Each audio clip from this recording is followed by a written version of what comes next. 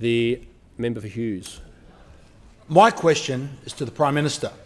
Will the Prime Minister advise the House what action the government is taking to reduce power bills and improve energy reliability for hard-working Australian families and businesses, including in my electorate of Hughes? And is the Prime Minister aware of any alternative approaches? The Prime Minister has the call. I thank the honourable member for his question, and Mr Speaker, Australians are all too aware of the alternative because it is a Labor Party committed to more expensive and less reliable energy.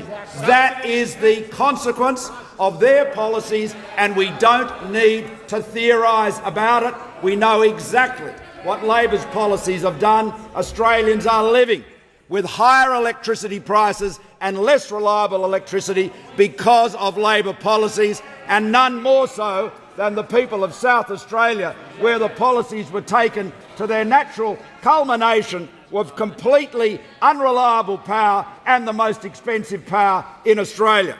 Now, Mr Speaker, it's not just, of course, the cost of power that impinges on Australian families and Australian businesses.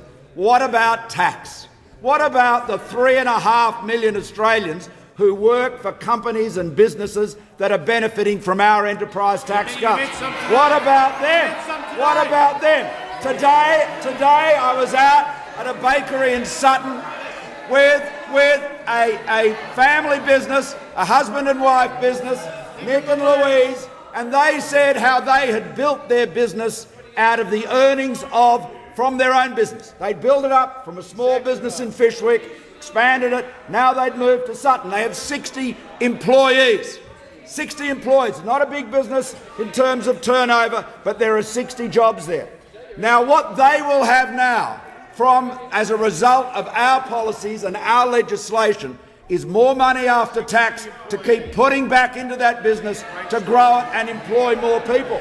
That's what they will be able to do.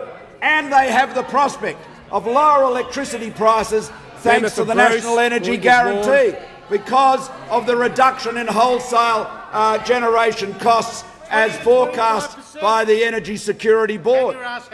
Now, Mr Speaker, we know what Labor promises: much more expensive electricity, much less reliable electricity. But where does Labor stand on tax? Mr Speaker, the member for McMahon was cross-examined earlier this week by Samantha Maiden. And Mr Speaker, he didn't enjoy it. He didn't enjoy it. She's very persistent, but she was not able to get him to say that they would maintain the enterprise tax cuts for small and medium businesses.